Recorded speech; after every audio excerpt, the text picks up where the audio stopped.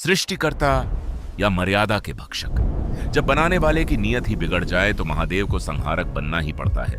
जिस काम को सोचना भी सनातन धर्म में पाप माना जाता है, वो काम एक देवता ने कर दिया। हम सब जानते हैं कि सृष्टि के रचयिता ब्रह्मा के 4 सिर हैं, जो 4 वेदों और चारों दिशाओं के प्रतीक माने जाते हैं। पर क्या आप जानते हैं कि एक जमाने में ब्रह्मा के 5 सिर हुआ करते थे? तो फिर वो 5वां सिर गया कहां?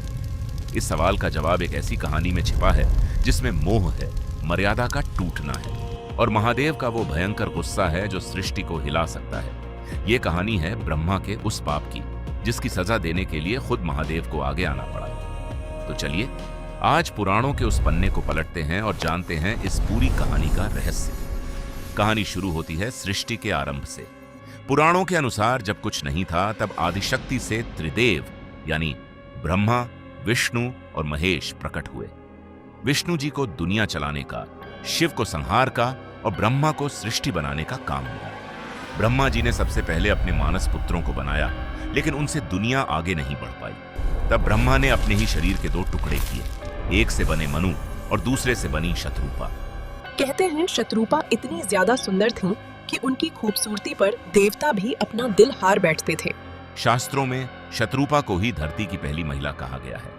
शत्रुपा की इसी खूबसूरती को देखकर खुद को बनाने वाले ब्रह्मा ही अपना आपा खो बैठे। वो अपनी ही बेटी समान रचना पर मोहित हो गए और उन्हें गलत नजर से देखने लगे। श्री, आपकी ये दृष्टि ये धर्म के विरुद्ध है। मैं आपकी ही रचना हूँ, मुझे क्षमा करें। तुम मेरी सबसे सुंदर रचना हो शत्रुपा। मेरी बनाई इस पूरी सृष्टि में तुम्हारे जैसा कोई नहीं। तुम मुझसे दूर कैसे जा सकती हो? शत्रुपा ने जब अपने पिता की नजरों में वो वासना देखी तो वो शर्म से पानी पानी हो गई और उनसे बचने की कोशिश करने लगी। लेकिन वो जिस भी तरफ जाती, ब्रह्मा का मोह उन्हें उस दिशा में एक नया सिर उगाने पर मजबूर कर देता। शतरूपा दाईं ओर गई तो ब्रह्मा ने एक नया सिर उगा लिया। वो बाईं ओर भागी तो एक और सिर निकल आया। जब वो ब्रह्मा के पीछे छिपने की कोशिश करने लगी तो चौथा सिर भी प्रकट हो गया। बस इसी तरह ब्रह्मा 1 से 4 सिर वाले बन गए। अब शतरूपा के पास बचने का कोई रास्ता नहीं था। हर तरफ से ब्रह्मा की नजरों ने उन्हें घेर लिया था, तो उन्होंने ऊपर आसमान की ओर उड़ना शुरू कर दिया। हे महादेव, मेरी रक्षा करें, इस पाप दृष्टि से मुझे बचाएं। लेकिन तब तक ब्रह्मा का मोह सारी हदें पार कर चुका था। अपनी ही बेटी को देखने की जिद में उन्होंने अपने 4 सिरों के ठीक ऊपर आसमान की तरफ देखने के लिए एक 5वां सिर भी उगा लिया।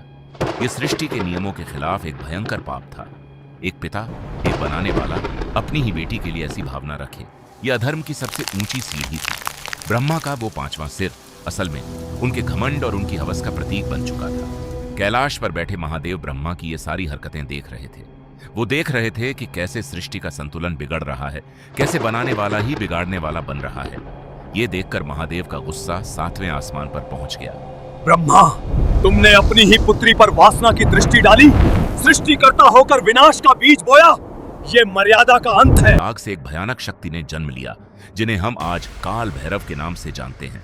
काल भैरव, जाओ और इस अधर्म का अंत करो।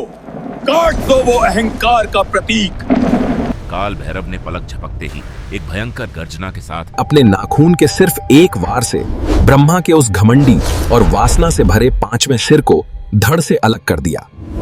सिर कटते ही ब्रह्मा का सारा घमंड टूट गया और उन्हें अपनी गलती का एहसास हुआ। मुझसे महापाप हुआ महादेव, मेरा अहंकार मुझे ले डूबा, मुझे क्षमा कर दें। तुम्हारा ये कृत्य देवत्व के नाम पर कलंक है ब्रह्मा। मैं तुम्हें श्राप देता हूँ।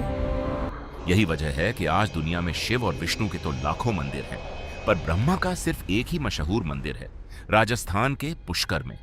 पर रुकिए, कहानी यहाँ खत्म नहीं होती, क्योंकि ब्रह्मा एक ब्राह्मण थे तो उनका सिर काटने की वजह से शिव पर ब्रह्म हत्या का पाप लग गया। वो कटा हुआ सिर काल भैरव के हाथ से ही चिपक गया। इस पाप से छुटकारा पाने के लिए काल भैरव को सालों तक तीनों लोकों में भटकना पड़ा, जब तक कि वो काशी नहीं पहुंचे। काशी में ही वो सिर उनके हाथ से अलग हुआ और काल भैरव पाप मुक्त हुए। वैसे शिव पुराण में इस कहानी की एक और वजह भी बताई जाती है। कहा जाता है कि एक बार ब्रह्मा ने विष्णु जी के सामने खुद को बड़ा साबित करने के लिए झूठ बोला था कि उन्होंने एक ज्योतिर्लिंग का अंत देख लिया है, और शिव ने उनके उसी झूठ बोलने वाले 5वें सिर को काटा था।